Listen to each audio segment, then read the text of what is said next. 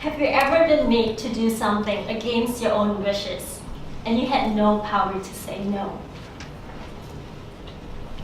Ladies and gentlemen, I stand today not just to speak and promote about Generation 414, but to represent the millions of men, women, and children trapped in slavery in the world today.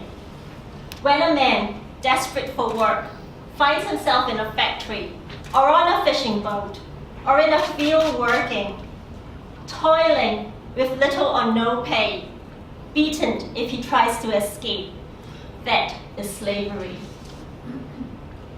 When a little boy is kidnapped, turned into a child soldier, forced to kill or to be killed, that is slavery. When a woman or child is locked in a sweatshop or trapped in a home as a domestic servant, alone, abused, and incapable of leaving, that is slavery. When a little girl is sold by her impoverished family or by the false promises of a better life and then imprisoned in a brothel and tortured, sometimes to death if she resists, that is slavery. It is barbaric, it is evil, and it has no place in our civilized world. This sadly describes the daily lives of over 45 million people, men, women, and children around the world today.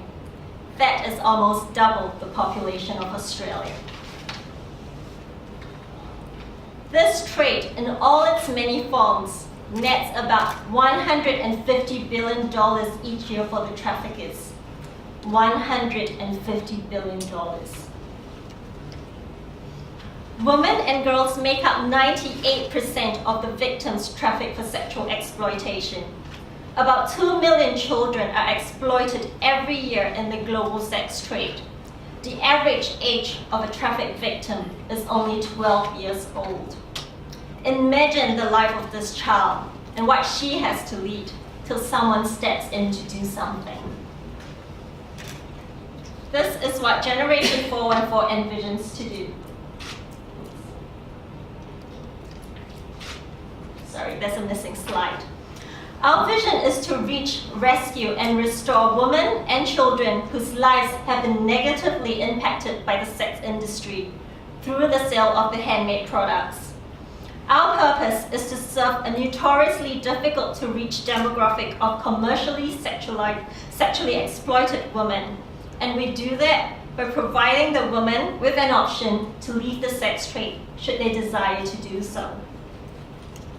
We offer counseling, survivor-centered strength-based recovery during their stay in the safe homes.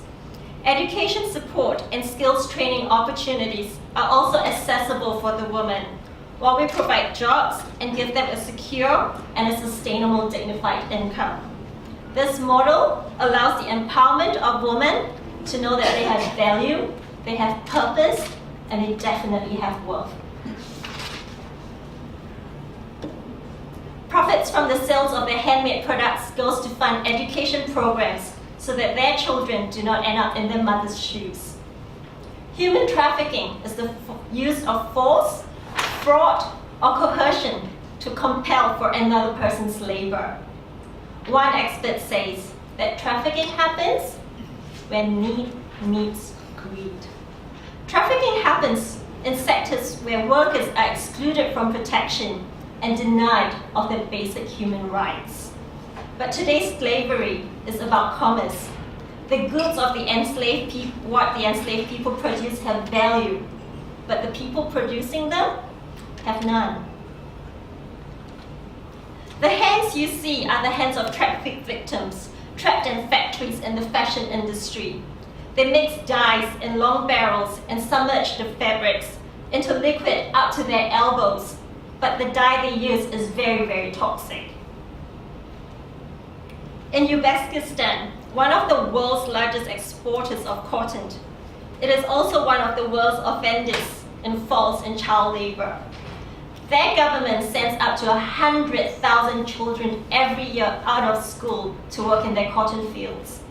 They work in the worst conditions, often with no access to water, and there is that immense pressure to hit the quotas, so much that there is often stories of child suicide.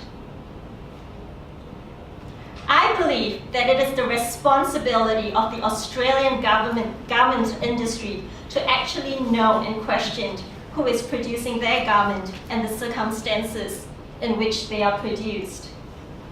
And how many of us use a smartphone? The use of cobalt, used in lithium-ion batteries, come from mines where children as young as 7 work in dangerous conditions. The glamorous shots displays marketing of state-of-art technologies and is a stark contrast to children carrying bags of rocks and miners in narrow man-made tunnels, often risking their lives. Millions of people enjoy this wonderful new technology, but rarely ask how they are made. Ladies and gentlemen, leaders of your own organizations, I challenge you today to have a very good look at your own internal work processes and find out your own slavery footprint. We need to create a culture where people no longer have to stay silent about this exploitation. For if this is tolerated in our communities, then it is so easy for this injustice to perpetuate. It may seem like an impossible challenge and the numbers are stacked against us. But if we do not start now, then when? We need to hold our governments and companies accountable for ethical production and workflow, for creating better laws, and for preventing trafficking in our own communities.